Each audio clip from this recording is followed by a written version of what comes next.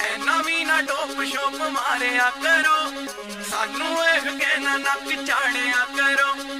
ਸਾਡੇ ਲਿਖੇ ਖਤਾਂ ਨੂੰ ਨਾ ਪਾੜਿਆ ਕਰੋ, ਨਾ ਹੀ ਦੂਜੇ ਮੁੰਡਿਆਂ ਨੂੰ ਏਦਾਂ ਤਾੜਿਆ ਕਰੋ। ਐਨਾ ਵੀ ਨਾ ਡੋਪ ਸ਼ੋਪ ਮਾਰਿਆ ਕਰੋ। Yo, honey, sing.